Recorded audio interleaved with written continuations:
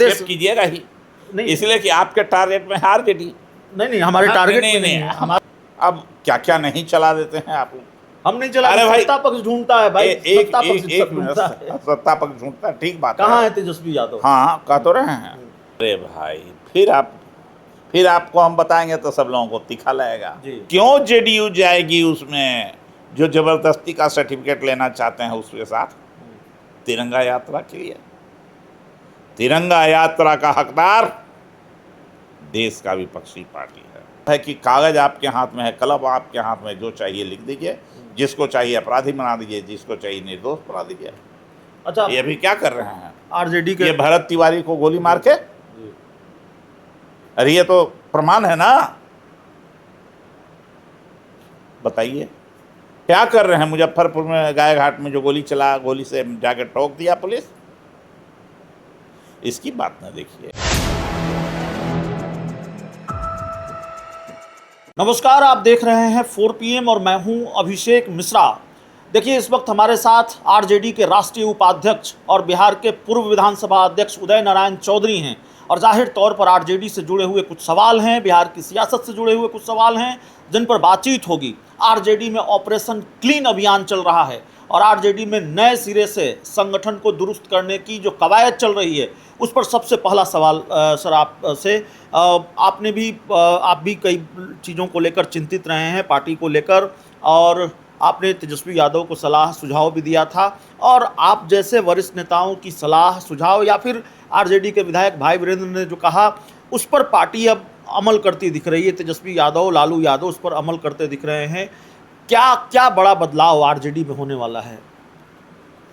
RJD में कोई बदलाव नहीं होने वाला है। जो आरजेडी का विचार था वो रहेगा।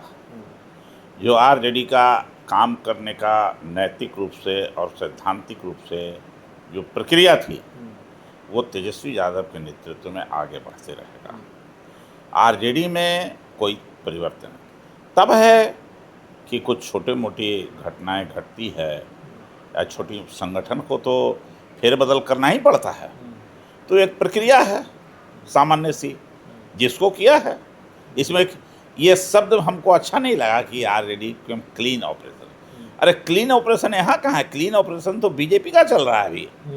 तो आप उल्टा बोल रहे हैं बात।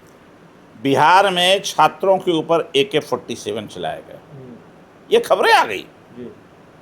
वो इलेक्ट्रिक स्टिक से लोगों की पिटाई की गई, बौछार पानियों के केन को चला करके किया गया। इतना ही नहीं, जलियांवाला बाग कांड भी फेल कर गया। बिहार में जो घटना घटी है, जलियांवाला बाग कांड में एक मैदान के अंदर घेर करके एक रास्ता निकलने का दिया था जनरल डायर, और जो निकला उस सबको गोली मारा गया। जान बचाने के लिए लोग कुआं में कूद गए थे और कुआं लाश से पट गया था, भर गया था। ठीक उसी तरह से सिवान में गांधी मैदान है, गांधी मैदान को चारों तरफ से ब्लॉक कर दिया गया, एक रास्ता छोड़ा गया और जितने भी लड़के थे जो भाग रहे थे उधर से उसके ऊपर लाठियां बरसाई गई, इलेक्ट्रिक स्टिक से उसको पीटा गया। क्या क्या नहीं हुआ भाई। AK-47 चलाया। AK-47 चलाना, लेके जाना मना है कानूनन रूप से, और छात्रों के ऊपर। और अगर आपको गोली कहा वहाँ तो सरकार ने कार्रवाई भी की। क्या कार्रवाई किया? सरकार झूठ बोलती है। निलंबित किया। एक मिनट, किसको निलंबित किया? गरीब सिपाही को। जी। किसके आदेश से AK-47 गया?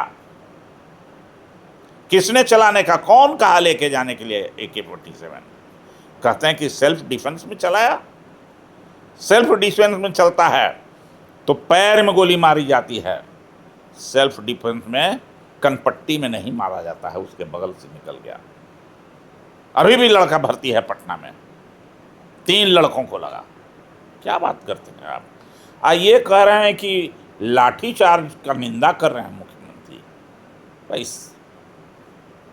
भाई कम से कम आम जनता के नौजवानों के सामने तो इस पर विचार करो, शर्म करो। नहीं, पर आरजेडी से हमने बातचीत शुरू की थी। आरजेडी में कहा जा रहा है कि प्रदेश कीजिएगा ही, इसलिए कि आपके टारगेट में हार जेडी नहीं, हमारे हाँ, टारगेट नहीं, में नहीं नहीं, है, हमारे टारगेट में नहीं है। है। आपने जो बात कही उसको हमने बहुत ध्यान से सुना, हाँ। लेकिन आरजेडी को लेकर जाहिर है हमारा अपना काम भी है, आरजेडी को लेकर बहुत सारी चर्चाएं चल रही हैं।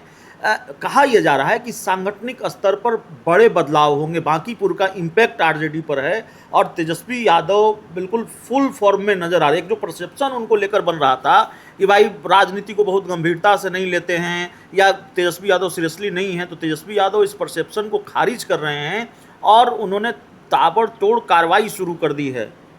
दिक्कत तो ये है कि तेजस्वी यादव जब एक्टिव रहते हैं तो कहते हैं बहुत एक्टिव हो गए हैं। तेजस्वी यादव अपने कामों से, संगठन के कामों से, अन्य कामों से बाहर जाते हैं तो कहते हैं इनएक्टिव हो गए हैं। अब क्या क्या नहीं चला देते हैं आप लोग।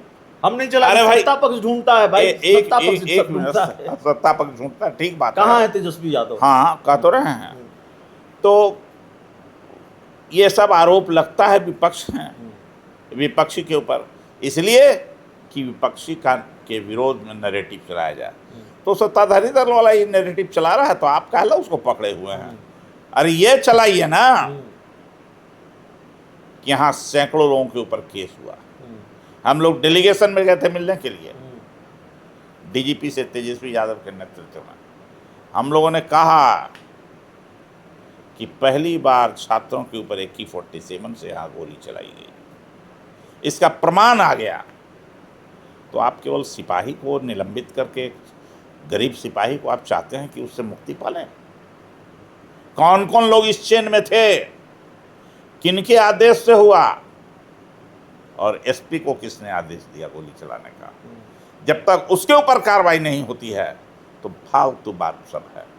भाई मनोबल तो ऊंचा रहेगा तब है कि कागज आपके हाथ में है, कलम आपके हाथ में, जो चाहिए लिख दीजिए, जिसको चाहिए अपराधी बना दीजिए, जिसको चाहिए निर्दोष बना दीजिए। अच्छा, ये भी क्या कर रहे हैं आरजेडी के ये भरत तिवारी को गोली मार के? अरे ये तो प्रमाण है ना। बताइए क्या कर रहे हैं? मुजफ्फरपुर में गाय घाट में जो गोली चला, गोली से जाकर ठोक दिया पुलिस। इसकी बात ना देखिए, जगह जगह पर यह हो रहा है। निरंकुश सरकार हो गई है। नहीं, जाहिर तौर पर लेकिन आरजेडी पर फिर लौटना पड़ेगा मुझे। मेरी मजबूरी है, क्योंकि आरजेडी सब्जेक्ट है और आरजेडी से जुड़ा हुआ विषय है। आरजेडी में पिछले दिनों जो कुछ भी हुआ, एक वरिष्ठ नेता के तौर पर आपने इसको कैसे देखा? अब आपकी पार्टी के एक दूसरे नेता हैं, पार्टी के विधायक हैं, लंबे लगातार जीतते आ रहे हैं, भाई वीरेंद्र, उन्होंने मोर्चा खोल दिया आपकी पार्टी के मुख्य प्रवक्ता के खिलाफ। ये सारी चीज़ें जो चली, इसको आपने कैसे देखा? कोई मोर्चा नहीं है। एक तरह से डेमोक्रेसी हमारे यहाँ ज़्यादा है। उस डेमोक्रेसी के अंदर में कुछ लोग बोल रहे हैं, लेकिन सब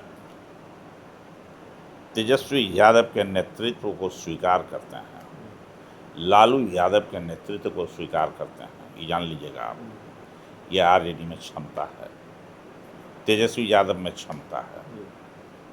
और जो आरोप प्रत्यारोप, ये सब कोई खास बात नहीं है, बहुत मामूली बात है। संगठन में ये सब चलते रहता है। संगठन में चलते रहता है। एक सवाल ये है कि एक वरिष्ठ नेता के तौर पर लंबा कई दशक की राजनीति का अनुभव आपको है और आप तो खासकर जनता दल यूनाइटेड में रहे हैं। ये जो घटनाक्रम चल रहे हैं बांकीपुर के रिजल्ट के बाद, जेडीयू बीजेपी के बीच क्या सब कुछ सामान्य है? जैसे कल तिरंगा यात्रा निकाली गई और तिरंगा यात्रा में जेडीयू कोटे के दोनों डिप्टी सीएम, कई और मंत्री भी शामिल नहीं हुए। उससे पहले जेडीयू के विधायक अनंत सिंह का बयान कि बीजेपी को घमंड हो गया था, पश्चिम बंगाल जीत गई और जिसको मुख्यमंत्री बनना हो वो अपने चेहरे पर चुनाव लड़े। श्याम रजक आपकी पार्टी में भी रहे हैं, उन्होंने कहा कार्यकर्ताओं का सम्मान नहीं हुआ। डॉक्टर अरुण कुमार ने कहा कि मुझे पता था ये हस्र होना है, ऐसा उम्मीदवार उतारा गया जिसकी जुबान नहीं थी, जिसके कंठ में आवाज़ नहीं थी।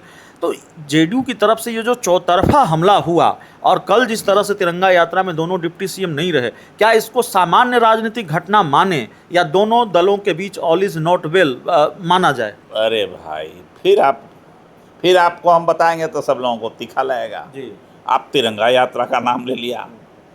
जिस पार्टी ने, जिसकी संस्था ने, मदर ऑर्गेनाइजेशन ने 50 वर्ष तक राष्ट्रीय झंडा, तिरंगा झंडा अपने ऑफिस में नहीं फहराया, पिछले 50 वर्षों से आरएसएस के दफ्तर पर कभी तिरंगा या झंडा नहीं फहराया गया। आज वो तिरंगा यात्रा निकाल रहा है, अपने प्रमाण पत्र लेना चाहते हैं तिरंगा यात्रा के साथ सबको शामिल करके। ये प्रमाण देश की और राज्य की आम जनता सब जानती। एक आदमी नहीं है इनके पास जो देश को आज़ाद कराने में शहीद हुआ हो। देश को आज़ाद कराने के समय में ये तो मुखबिरी का काम करते थे, ये तो प्रमाणित है। वीर सावरकर को अपना ही मानते हैं, वीर का सावरकर को। उन्होंने तो वो तो उनको वजीफा देती थी पुलिस, अंग्रेजी हुकूमत, चिट्ठी उनका है। लेकिन अब इन बातों को जब मैं कहूँगा तो बड़ी तीखा लगेगा। जो सच्चाई है वो आपको जेडीयू बीजेपी के बीच सब कुछ ठीक चल रहा है। जेडीयू बीजेपी तो वो लोग बताएंगे, आपको मैं इतना ही बता। तो क्यों जेडीयू जाएगी उसमें जो जबरदस्ती का सर्टिफिकेट लेना चाहते हैं उसके साथ तिरंगा यात्रा के लिए? तिरंगा यात्रा का हकदार देश का विपक्षी पार्टी है, कांग्रेस है। सब लोग हम लोग जेल गए हैं, हम लोग खानदान के लोग जेल गए हैं, परिवार के लोग जेल गए हैं। क्या बात करते हैं।